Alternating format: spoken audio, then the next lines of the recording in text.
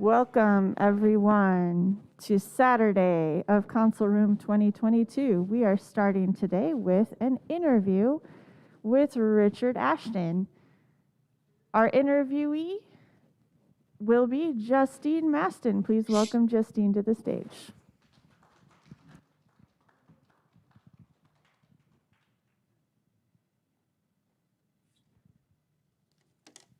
Hi, all. How's everybody doing this morning? Oh, that's some good wooting. Do we have Richard? There he is. Hi. Hi, Richard. I'm Justine. It's nice to meet you.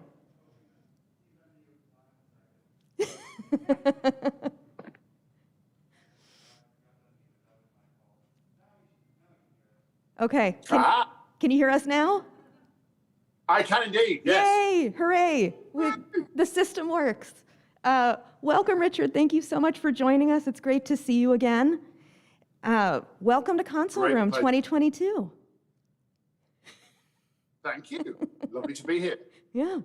How has the past couple of years been treating you? Well, a bit like that, really. Lots of things nearly happened, and then they didn't. And then some more things nearly happened. And I think I've had more PCR tests than I can possibly count. Yes. But things are starting to move again now. I'm just signing contracts that will take me, through into 2022, so that's quite nice. Planning to go to India, which would be very interesting. What are you going to do in India, if you can share? Yeah, I think so, just about. It's a historical film about the partition of India, which should be very exciting. And I've never shot there before, so that'll be good, But yeah, other than that, I've done a lot of gardening. How about you? Oh, I heard you like gardening. Well, yes. Yeah. We've tried it. In fact, apple trees is one of my favorites. So I've been filling my fridge full of apple grafting material, and I'm big there too. That's delightful. Yeah, we're in Minnesota, so we're all freezing. Well, we're about to get a blast of snow here in Essex. I mean, cold for us is kind of -5, and that's nothing. And that's Celsius, right? What is that in Fahrenheit? Anyone? Oh yeah. No, cold. I was born in Fahrenheit, but I got converted. 32 is freezing, right? If I remember rightly. Yes, I'm seeing lots of nods from these smart people. Very good. Now, -5 or 5 below, as it were, is big news here. So, whereas I guess for you guys, it's just normal. But what we know about apples is that will break their dormancy and will give us lovely blossom in spring and will cause all the seeds to germinate and it'll all be lovely. So we do need the cold. And apples specifically need the cold. That's why they don't grow particularly well in hotter places. Oh, that's a beautiful reframe. I'm a therapist, so I love a good reframe. Well, it happens to be true, which is quite nice. But yes, it's a way of... Yeah. Well, speaking of cold, Ice Warrior. I see one right behind you there. Yeah. How was your time on Doctor Who? Given that it's an Ice Warrior, it was the hottest thing that I had ever done. I can honestly say in the kind of 5 weeks that encompassed the shooting of that episode, for me anyway, I probably dropped like 20 pounds. Whoa. It was easily the hottest. It was hotter than the Mondoschi one in Fifth Element. Really? Hotter than that? Because that's huge. But that had fans in it and actually quite a bit of space. But actually, once you wrap the human body in plastic, it gets warm quickly and gets wet quickly. The good thing about Friday was that he didn't have any electronics inside him, so there was nothing to blow up, because we blew up a couple of suits on Fifth Element just through sweat and humidity. But it was, I was very lucky, because they said to me at the audition, Ian said to me, this is how much we're going to see of you. I went, oh, that's okay. That's cool. I know how that works. I was a puppeteer a long time ago, and so that's how it worked for me. I knew what Friday looked like, and the sculptors particularly were very, very keen to get me to understand what worked and what wouldn't work. Yeah. So I had a lovely time playing with that character. Mm-hmm. And I think probably it comes off quite nicely in the way that the episode's edited, particularly if you look at the extra footage on BBC America, which is great. There's a whole routine with washing up and dropping plates, and a lot of very expressive kind of work. But then for the rest of the time, it was just really uncomfortable and alienating, because of course by everyone else would finish work and get out of the costumes and go to the pub, and we'd still be in prosthetics. And by the time I was out of the suit, went to the spa to try and cleanse myself, I was done. Stick a fork in me and turn me over. I was ready to go to bed. But it was great, and Cardiff's amazing. I toured there in the theatre 20 odd years ago, and the city's completely changed. Where the development of where the BBC studios are is amazing. Very high tech, very sort of efficient and functional. Its own little movie studio. They have a standing set of a street for their Welsh language soap, Pobl I Cwm. So that's kind of cool, isn't it? When you're walking on someone's standing set out of hours, it's like being on the lower lot at Universal. It's always like, oh my god, look at that screen. And of course, in those days, we had the Doctor Who Experience literally across the road. Wow. So I got to go and hang out there quite a bit, which was fab. Myself and one of the main prosthetics people from Millennium went over there one time and had a right old go through it. And of course, that's sadly not there anymore. Yeah. But hopefully it'll return, or perhaps the material will be available in other ways. Mm-hmm. But no, Cardiff was a holiday camp. It was great. I think I kind of lost a certain element of humanity in those weeks, though. Yeah. I'd be the one, sort of zombie-like, walking through the hotel, going, no, that's it. That's what you get. But it's like that with all those sort of suits. Mm-hmm. I mean, I was in Romania shooting Dragonheart in a thing which was probably as uncomfortable as Friday, if not as heavy. And I even had a fox on it was a wolf supposedly, but it was some sort of fake head on my shoulder. And I was so big you couldn't get me into the vehicle that was supposed to take me to the set. Oh no! How did you get to set? I lie across the seat with my feet poking out, doors of the vehicle open. So health and safety was not. Well, we shouldn't say that, but it was. Just, they should have got a flatbed truck or a stake bed and just thrown me on the back of that. So it's one of those jobs, It's. And to talk to most big guys that do those kind of big characters. Mm-hmm. At some point, you realise that you're actually a talking wardrobe.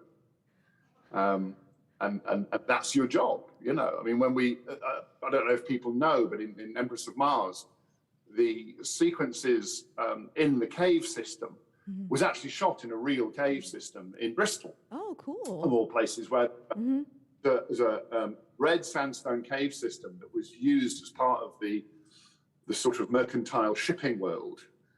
So it's right on the river, it's good road access, it's genuine red caves because it's red sandstone, so that's pretty good for Mars. And that was my first introduction to it, of running headlong directly at Peter, and that's how much visibility I had. Oh.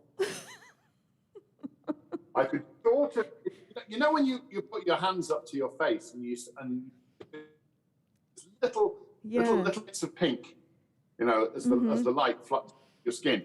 That's what I could see. Oh. I hit the ceiling of the cave a couple of times, which wasn't great. The poor people from Millennium were going, "Be careful, Richard! Don't watch the suit!" It's expensive, these things.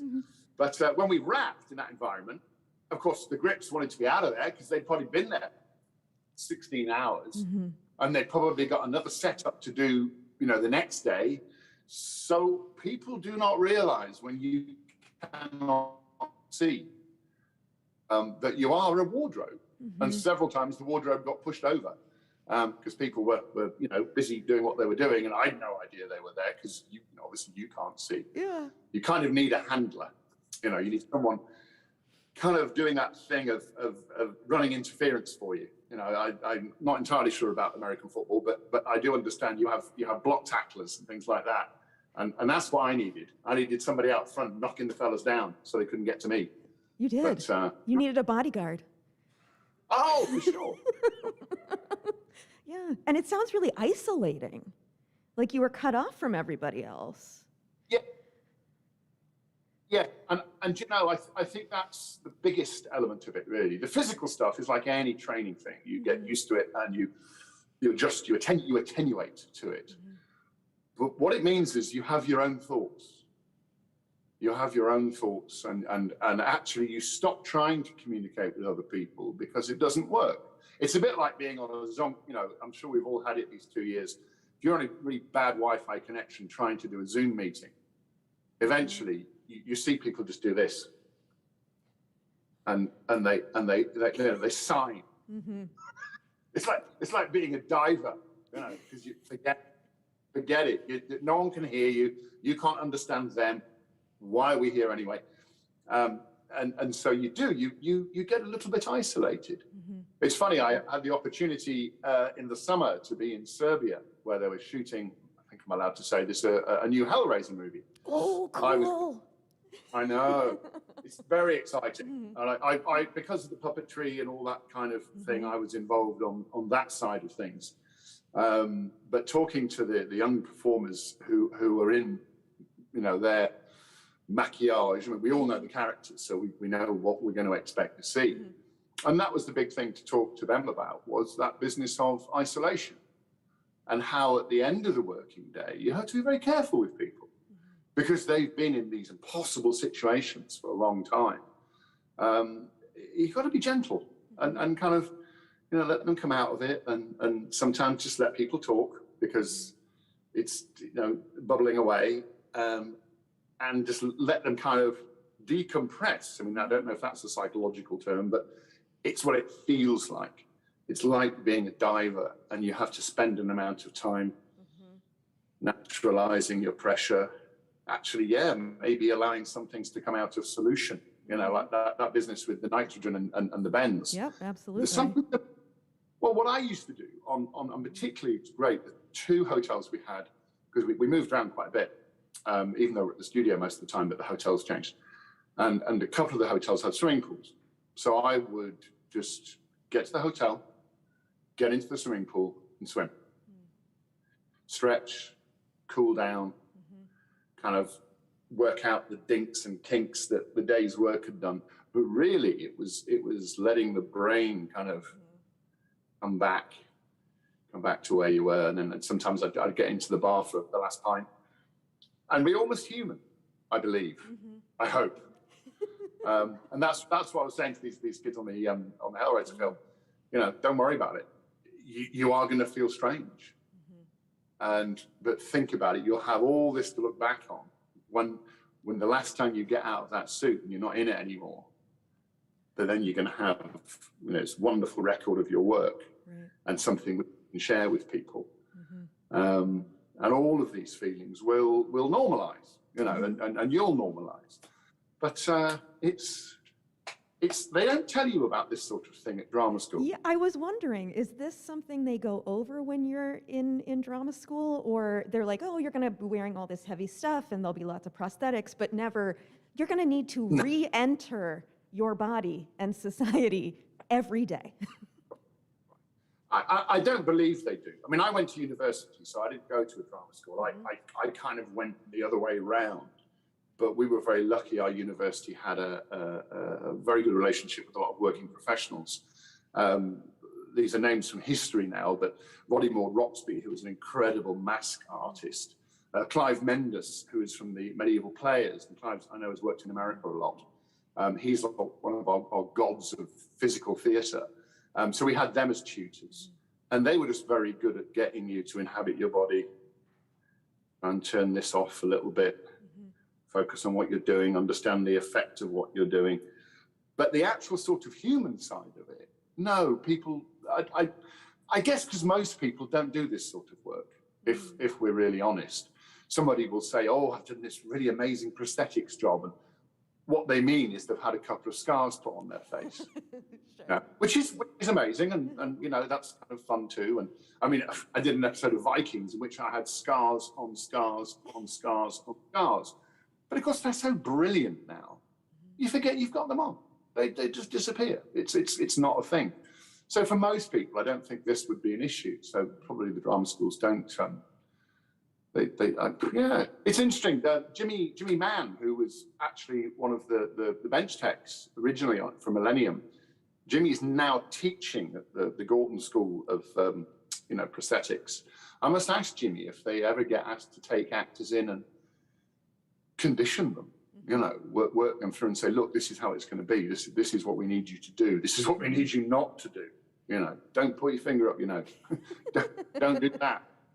Well, it was all those human things that one might do. I mean, I've got a habit of doing this to my nose, and I don't know why I have, but I have.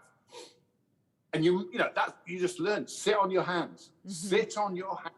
Leave the blooming prosthetic alone. Let it do its job. And maybe there is a place for that actually in some of these colleges now to get someone like Jimmy, maybe someone like me or Spencer or Jimmy V, and say, okay, this is how it's going to be. Yeah. Physically and emotionally. Yeah, it is. I mean, but I mean, a long ago, when perhaps things were a bit more basic, I always laugh. BBC Special Effects used to be getting latex glue and sticking Rice Krispies on with it. That was one. They had another thing.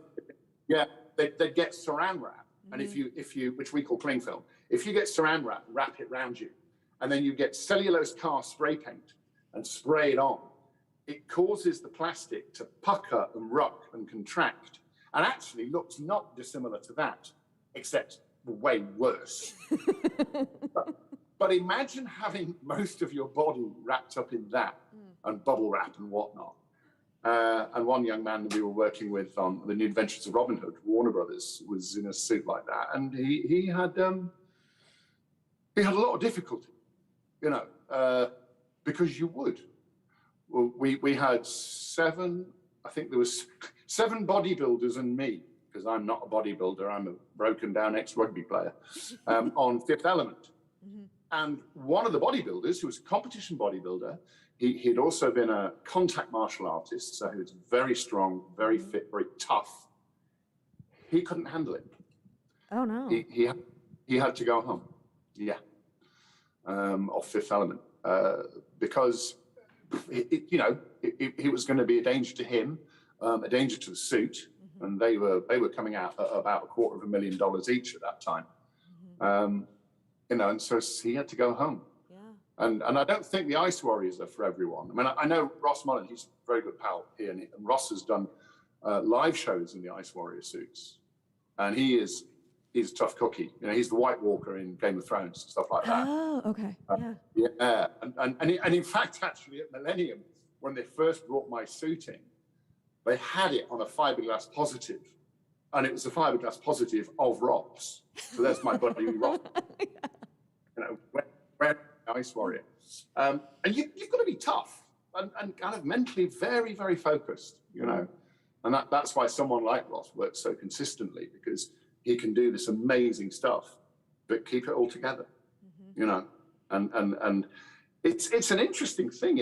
I know I'm sort of bigging it up a bit, but it is kind of like a sort of physical and mental perhaps even a spiritual exercise. Yeah. Yeah, it seems like there's meaning making there, that there is a type of spirituality involved in this creation. I think that's right. And I always go back to the puppetry side of it, because that was what saved me from my intellectual university acting career, was I got a job with a very, very good puppet company, the Norwich Puppet Theatre. It's a national touring theatre with real puppeteers. And a guy called Pete Alday, who'd worked on the movie of Little Shop of Horrors, for instance. You know, he was very good at leaves with Pete, because he was ordering. But then no, because he'd say, no, this is serious. This is your job. Your job is to be a leaf, and this is what your leaf does, and this is what your leaf doesn't do. And holding all that together, so you're not doing extraneous movements, so you're doing what's appropriate. In the end, you're giving meaning to movement, and I think you can kind of see that. We certainly, Stuart the sculptor, we talked a lot about the way he'd made the suit, and there are a couple of no-nos. If it starts to look like a tortoise putting its head out of its shell, we failed. It's what I would call, in puppetry terms, killing the pit. You know, imagine you're on a playboard. The bottom of our screen is a playboard, and my hand's the puppets, and the puppet's talking, and the puppet's alive, and the puppet's done what it needs to do, and then I can't be bothered to walk the puppet off the playboard. I just let it die, and then it's just there, and it's just a hand again, and that's it. We've killed it.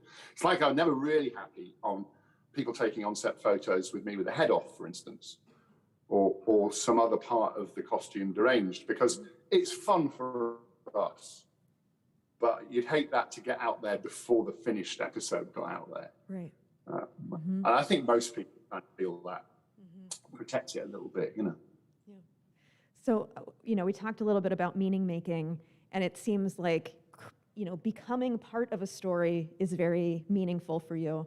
I'm curious, what stories are meaningful to you? So everyone here is, you know, Doctor Who is very meaningful to them. It helps them make sense of their world. What are those stories for you? Well, I think that's why Doctor Who is still with us, and we're still with Doctor Who. Because yes, it's malleable and flexible, and therefore can take on the themes of its time. You know, I always try and characterize myself as a Doctor Who fan. Excuse me. I'm from the Green Death, because then Doctor Who scripts were about the current political situation in the UK. They were about trades unionism. They were about, you know, even then about environmental damage, also about relations between people and people being forced to do things they didn't want to do, and in a sort of Godzilla kind of way that the Earth bites back. And so that element to me, there was almost a thing about social justice and social realism in Doctor Who. Yeah. And different doctors have developed different themes, haven't they? I mean, I think we're in an exciting time at the moment, because all kinds of things are going on, you know, all kinds of stories are being told. I'm always attracted to a story where there is a problem and there are solutions available, and then analyzing how people choose what they do. And some people, you know, make very good choices, and you know, we won the day. And other times people make maybe the wrong choice, or for the right reason, they end up doing the wrong thing. I think that's something I find very interesting. And I came across this. I mean, I'm sure everybody's read Hero with a Thousand Faces and Campbell and all that, good stuff. And there's lots of others. The Russian folktale commentators talk a lot about the essential stories, the essential nodes of narrative. But I think the thing I'm always trying to avoid is the meaningless hero. The hero is a hero because he's the hero.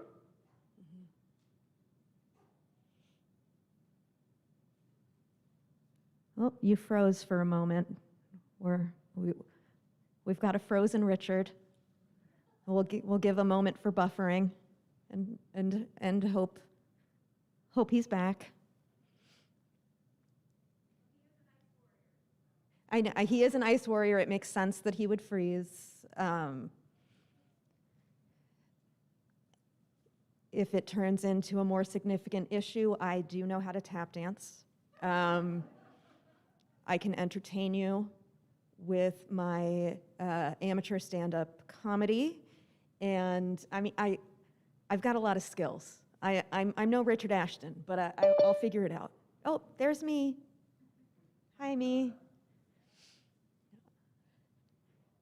All right, did we lose Richard? Do we need a minute to get him back? Okay. Well, we'll just take a moment. If anyone needs to do anything that's going to make a noise, you could do that now, like if you wanted to open a soda or, I don't know. I was trying to think of other stuff that makes noise that would make sense for you to be doing in here, but. Hello. Yeah, then I was like, just don't open that door, Justine. Oh. Are you back? You're back. I think I am, yes. I've had to put you on my phone. Oh. Because for some reason my iPad just went Okay. kablooey. Yes. Don't know. Is that working? Yes, we are all good. You're back. You were just Beautiful. about to say something about Russian folklorists when we lost you. What I was saying was that the thing I don't like is the hero who's just the hero. Yes. He wins because he's good. He's good because he wins. It's not interesting. And also kind of, it's not real. Whereas when I did a Robin Hood a long time ago, and we would often sort of try and introduce to the producers the idea that Robin should be flawed, that Robin should not always do the right thing, that Robin needed all the people around him to get to the right end. And they hated that idea. Yeah. Like, what? You want him to do what? Are you crazy? No, really. He's a guy. He's an ordinary human being and needs all of us. But I don't know. They didn't get it. So we did an awful lot of stories in which there's something terrible happening and Robin turns up and it's all better. Hey! Yeah. You know, I can't buy this, really. Yeah. And I think that's what's been great about Doctor Who when you look at it. You know, I think we've all got our favourite moments, haven't we? When Tom Baker's holding those two wires, saying, "Do I have the right?" Happy birthday for yesterday, Mr. Baker. Do I have the right to do this? Wow. Yeah. Show me any other drama at that time that was addressing that issue. I don't think there is one. Fabulous. We like complexity. I think if you're a science fiction fan, people think somehow you're interested in things that aren't real. And I always think, no, you're interested in things that are real and using science fiction as a way to explore them. Yeah, and what could be. Yeah, or possibly even what has already been, but people won't see it because it's too close to them or it's too familiar. Put the distancing device of a science fiction situation. Bingo. I mean, you know, Asimov was writing about the 1940s and 50s, wasn't it? It's very clear to us now that it wasn't even fiction, really. It was a different kind of fact. And I think for me, growing up in the time when the Doctor was stuck on Earth, that was exciting because that's the same high street that, particularly if you grew up in London, I know that location. Yeah, I've been there. I know that. yeah, which is tremendously exciting. So it's that really. That's the stories I like. And yeah. Yeah, that's. And I like things to be silly as well and sweet and fun. The older I get, the more I like things which are actually quite gentle. Yeah. Thank you for sharing that. I have so many questions I want to ask you, but I also want to get to our in-person audience and our virtual audience. So I will save some of mine to see in the event that there's still time. But I want to open the floor to our folks here in the room and our folks who are at home. And I see our reader for folks at home is making way to the mic. Excellent. I'm confirming that the mic's working. Okay. It is. Oh, okay, so there was not a question there. Is this another mic check, or do we have a question? No, I just wanted to say hi. Hey, you. Hi, Mastin. And the offer for dinner still stands. Next time you're in town, we're going out for dinner. Thai food. I'll hold Yes. you to it. Please do. Brilliant. Thank you. Sorry, I'm not there. All right, we've got an offer of Thai food. I definitely am going to insert myself in that. Yeah.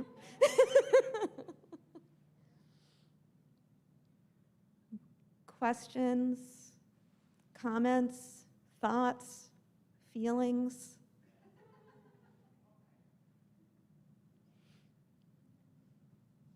Like I said, I've got plenty to keep us busy. I'm just making room. So yeah, I'm back. Okay, hello again. And front too. I really like what you were talking about with the hero. That really resonates. And what I like about the doctor and what you said, do I have the right? Yeah. Because he's not the hero. It's the humans that enable this to go forward. And so that science fiction in general is a commentary on our humanity. And that is something I think that we forget, because that is what it is. It is us making stuff up. When Mary Shelley wrote Frankenstein, that was a massive social, political commentary on what she was thinking and feeling as a human. And what you were saying is the doctor isn't a hero. This is about the humans that interact with him. It's not about him. He's just fun. He's a really great hoo-ha, tchotchke, and ding-dong. But really it's about us and how we handle ourselves. And that's really telling when you shift your paradigm to look at science fiction as more than just an entertainment. And when you made that comment about Godzilla, I went, oh my God, that is true.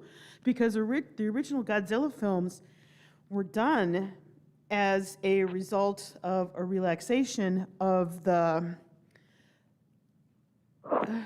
American regime in Japan after World War II. And the Japanese filmmakers making Godzilla was, when you really look at the history of some of those things, that was basically the film industry in Japan going, and it was brilliant. And I'm really glad that you mentioned Godzilla. That's tremendous. Yeah, any conversation that can have Doctor Who and Godzilla. We've already won. Yeah, I truly, I can just sit in the backstage now and drink iced tea and eat York peppermint patties and really be done with the day. So we're all good. Yay! Good Thank job. you. Thank you. See you. Thank you again. All right. Well, if anybody does have anything, feel free to just hop up to the mic and let me see you, and I'll go to you. But we'll just keep rolling. And perhaps, I see. Okay, there we go. It just took me being about to move on. It's just like a therapy session. That's what it takes. We have a few online questions too. Okay, great. So we'll start with this human here, and then we'll go to the online. Hi, thank you for joining us today. Could you get just a little bit closer to the mic? Okay, Thank you. better. I was just saying, hi, thank you for joining us today. And could you tell us any stories about some of the earlier work you've done? Because, like Space Precinct. Oh, wow. Yeah. Precinct. I had to search, but I have it on disc. Oh, gosh. Very early days of animatronics, as you can see. I'd actually was hired to be kind of utility monster on that show. And I was delighted because it was Shepperton, and I'd never worked at Shepperton. Jerry Anderson, who, of course, we all grew up with. I mean, it's astonishing how long he was the center of our childhoods. And I met him a couple of times whilst filming that. But we started out with the episode that I did, which was a very light sort of half-face prosthetic. I guess I was hired because I was very skinny in those days, and they wanted a tall, skinny alien. And just as we were setting up then to move on through the series, I got another job, which was in some ways better. So rather regretfully, I left. But we had a lot of trouble on that show because a lot of the actors who initially were hired later claimed that they didn't know it was an animatronic show, or at least a show with heavy prosthetic. I think the truth is that they got inside them and discovered, you know, in those days it really was trying to act whilst there are whirring motors quite close to your eyes and your head. And I think that was a bit too much for some people.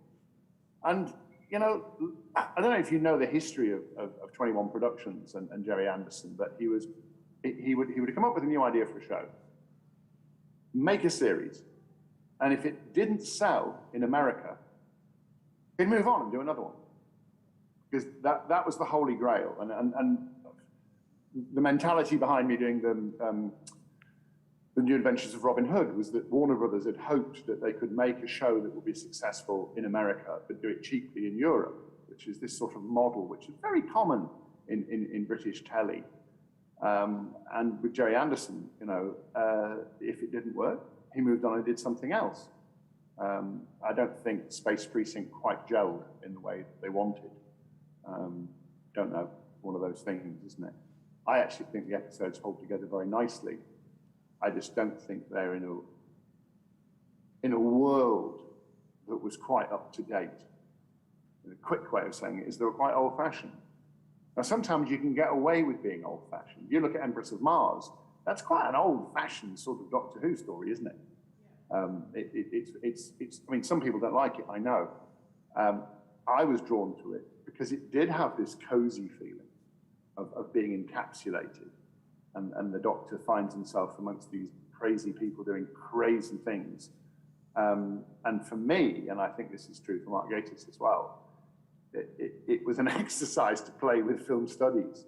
There are so many references to other movies. And I think Jerry Anderson was coming out of the same sort of idea there, trying to reference enough things to make people feel they understood the world. But my understanding is that it didn't sell in the States, and therefore they didn't do any more, and they moved on. But it was a really big show at the time. It took up all of Shepperton,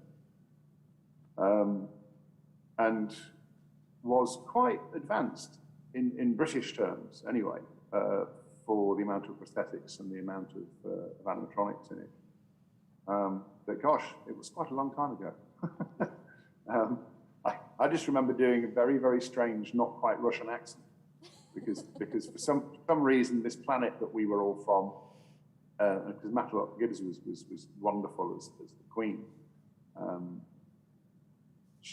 We just followed her really, whatever she was doing, because she was so brilliant. And so, all right, she's talking like that, I'll talk like that, and it was good fun. It was good fun. But it could have turned into a much longer period for me, but it would have been bloke in suit. Monster gets blown up. Monster gets dangled from top of the studio, or what have you. So I chose to go and do something else. And in those early days, I was still doing quite a bit for BBC Children's, which was another interesting world. Great question. Thank you. Do I see? Okay. To some of our online friends. There are currently 2 online questions. The first one is, what is the longest you have spent in the makeup chair or putting on a costume? Ooh. I think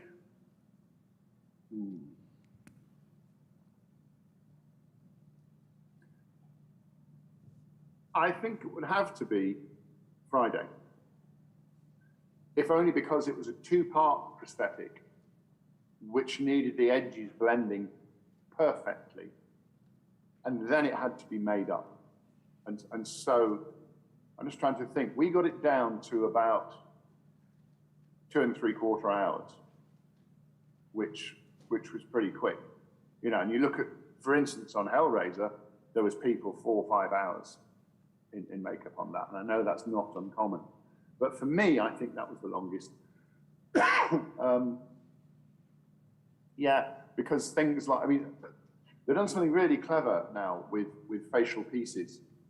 There's a way of taking Prosaid, which is the prosthetic adhesive, and thickening it.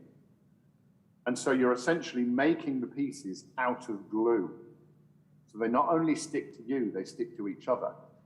So like in Vikings, for instance, there was a palette of scars, and I had scar 3, 5, and 7 on this cheek, and 1 and 2 on that cheek, and 9 over that eye. So every day, we could do the same scars, but they were fresh every day. But they're quick to put on, quick to take off. I got away lightly, I suppose, at just under 3 hours on Friday. Yeah, that wasn't too bad. Awesome. The second question is there any costume creature you would like to create or play, Doctor Who or not? Oh, that's a really good question.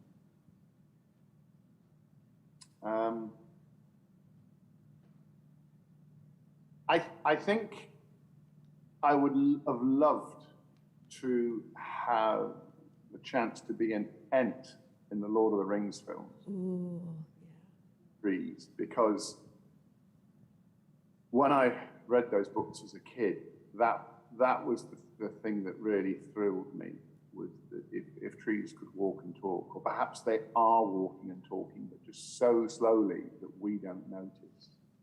And that was rendered the way it was rendered, and that works well. But because I kind of came out of children's theatre, and in which you are often asked to play animals and monsters, I love it that you say, look, I'm a tree. Now I'm going to move like a tree. And even though trees don't move, and you will believe I'm a tree. And for that time that we spend together, we create the illusion of a tree. I played a giraffe at the Polka Theatre in Wimbledon. And again, was I moving like a giraffe? No, because my arms and legs bend in the wrong direction, But I was a giraffe because the kids made me into a giraffe.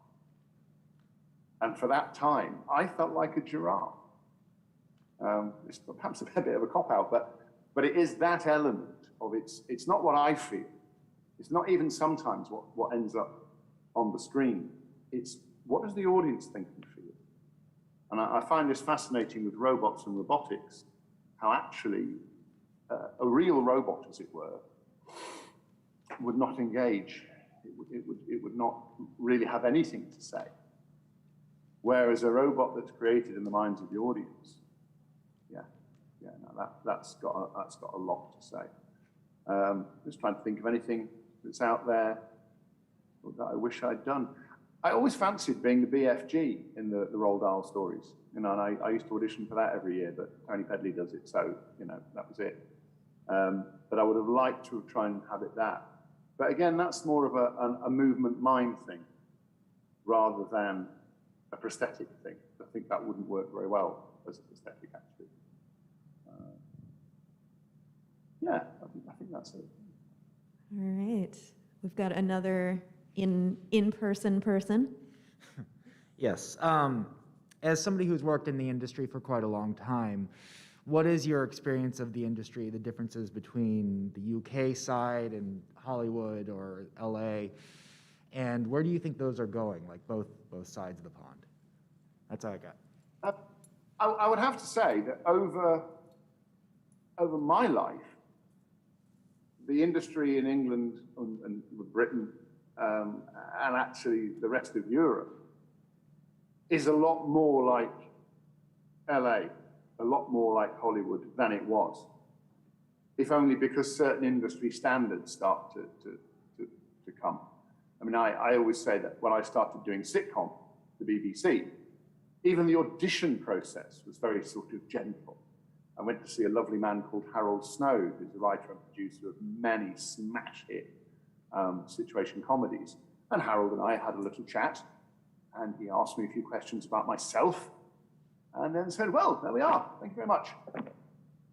And my face fell. And I thought, well, obviously, he went, oh, no. No, you start next month. I've seen everything I need. We didn't even open the script. He was so experienced. He could look at me, he could feel and think, yeah, I'll work with this guy, he seems all right. But more importantly, he had the experience to go, he can do what I need him to do. And that's something which I didn't find when I first came to LA. You have to walk in the room looking like you will look in the movie, talking like you will talk in the movie. Not just camera ready, but actually give the performance you will give on the day. And they're the two polar opposites, aren't they? When somebody says, I think this person's got what it takes to deliver, or show it me now. And particularly in audition in LA in those years, you walk on and it's like something out of company. You know, next, or their heads just go down. And they just sort of wait for you to leave. And you shuffle out thinking, well, what was, you know, there's an audition place on 200 South Central, where I guess there's 20 or 30 of these little offices, and we all queue up with our, go in, you come out thinking, I just gave up a day's work to do this audition. I was there for 15 seconds. And that used to not happen in England. Now it does. And I think that practice has become more commonplace. The other thing which I say to young actors is nobody will ever say no. You just won't hear it. You can fly yourself, and I have done this myself, you can fly yourself halfway around the world for an audition. You can study 10 pages of script and learn them. Nothing. Not even a no. If they don't call, they don't want you. In fact, I usually say to me, you want to know how you got the job? Wardrobe will ring you. That's the first time you'll find out. And I think that's become more common. Some people are very upset by that. I think it's gone by the board. I just think it is what it is. Some casting directors are lovely and on both sides of the Atlantic, and others really haven't got any time for you if you're not what they want. Yeah, so it's gone like that. And what I see happening in the future, that's really interesting, because of course now, everything's done like this. I'm trying to remember, okay, I think I did one in-person audition at the very beginning of the pandemic. I haven't seen a casting director face-to-face since, in 2 years. And frankly, I think they like it that way. So that's where I think we're going. We're going into this, which again leads you to, can I play the camera? Do I understand how it works? Can I reduce everything I'm doing so I only show what they want to see and nothing else? And I wonder if we will lose something in that, because you don't really get the sense of a person. And speaking as someone who's, I've directed, I've produced, you don't kind of find out what sort of person they are. Am I buying into a load of problems? Or am I buying into someone who will be delightful and be a great asset to my company? So it's tricky. Yeah, well, but isn't all our lives more tricky now, because we're all living like this? Oh, such a tough business. Yeah. All right, any other questions? I don't see anyone lined up. Do we have any friends at home? No? Everybody's feeling good right now. Okay, well, with our last 10 minutes, Richard, can I bother you with something that sparked a lot of joy for me in cold Minnesota winter, which was A Christmas Prince?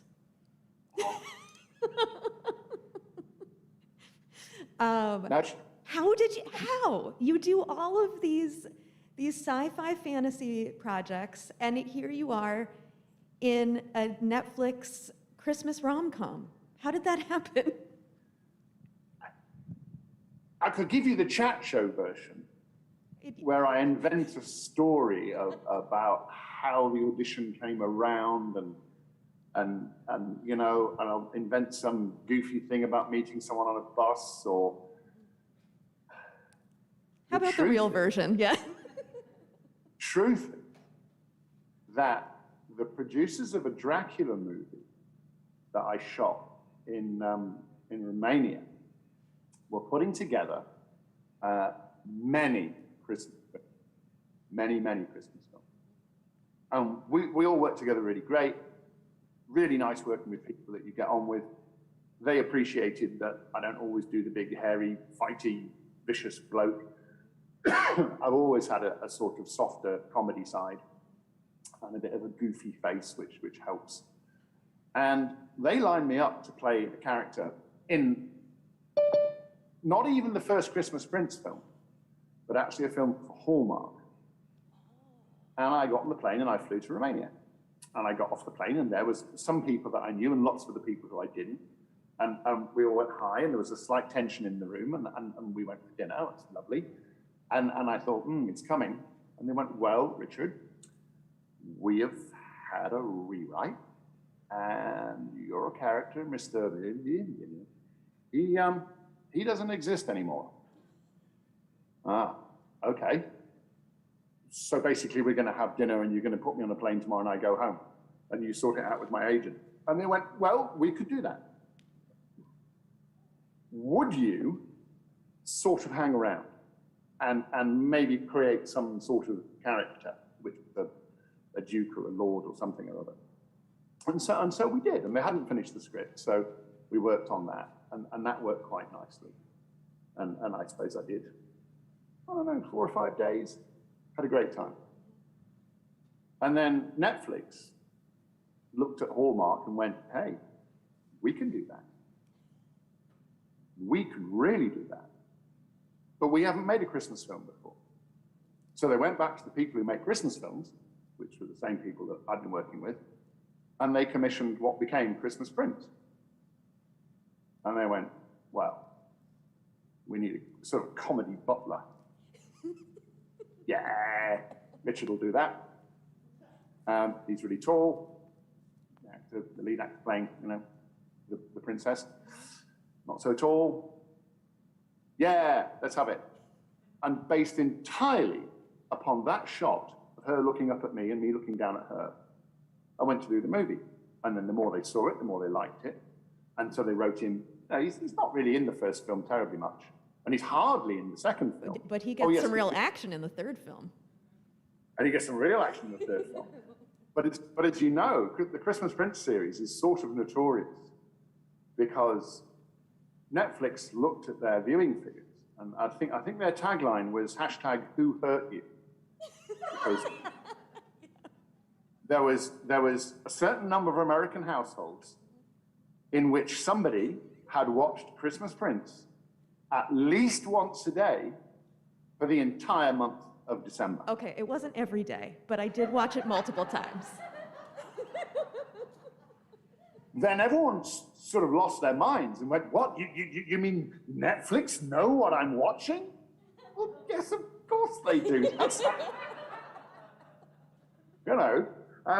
And people like that, and it works. And it's not just that film's formulaic. It is the formula. And I think that was the bit of genius in the writing, which was, no, don't try and embellish and turn it inside out. Do the thing, do that story. And everybody did it so beautifully and was so well cast that we did it again. And then we did it again. And I, as no spoilers in this one, so I got to do something slightly different. And I still think Mr. Little needs to come back. But he's in a difficult place now. He's in a dark place. Well, right now you could do a really dark adaptation. What happens to Mr. Little in this new chapter of his life? I think he leads the Moldovan People's Front and leads the revolution, personally. But, you know. I love it. For some reason, Netflix didn't like that idea. Their loss. That's what I say. Can you imagine going to the national summer palace of a country, which is Peleș, which is in the Carpathians, it's in Transylvania, but it was the summer home of the Romanian royal family, the first private dwelling with an elevator, believe it or not, in the world, and you wrap it in a big red bow. Like Crisco, you know, the artist that used to wrap buildings. Well, they wrapped that palace. What the Romanians thought of that, I don't know. Probably we were being a little bit disrespectful. But we did, and it was great. We had lots of fake snow, and we had lots of fun. And we didn't hurt anybody, which was lovely. Oh, that's so delightful. Thank you for sharing that. We have...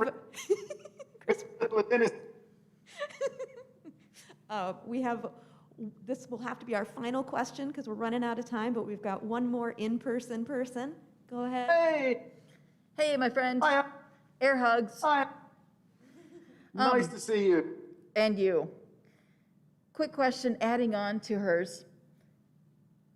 You know I love the Christmas Story trilogy and how your character developed and how we want to know what happened next, especially after seeing your little bit in the end credits. But my question is, how much did you get to put of yourself, aside from baby photos, into the movies? And that's in the baby shower scene, FYI, spoiler. Almost nothing. That was the hardest thing for me, because I wanted to kind of, like the little scene with the princess, with who's about to be a big star, by the way. And I had to restrain myself and play that character, that rather sort of stilted, emotionally distant person who was very kind, but actually not very good at expressing himself. And I kept thinking, I should have just nicked it, you know, just done that thing of no one's watching, quick, aha, now it's me, you know, and I didn't. I still don't know if that was right or not, actually. But the other thing, which is we were all asked for baby photos for that board, and my family didn't have a camera when I was a baby, or if they did, they certainly didn't waste, you know, the charges on shooting pictures of babies. It just wasn't a thing in the mid-70s in Manchester. So actually, the photo that I put up was of my mother when she was a baby. And she has this, she has this little daft baby growth thing on with these little ears. Now that must have been like 1930. And they had such things in those days, which goes to show my mum's family probably a bit better off than we were. But that was my little thing to get mum in the film, which I succeeded in doing. Oh, that's so sweet. Thank you so much for the question. And believe it or not, we have gone a whole hour. It was so nice chatting. I know. How did this happen? Thank you so much, Richard Ashton. Can we hear it for Richard? I'm just sorry we can't all go to the lobby now. I hope you could make out that applause. Thank you. Yes, it was lovely to see you, and take good care of yourself and your apple trees. Thank you very much. I will. Bye. Up room. See you guys.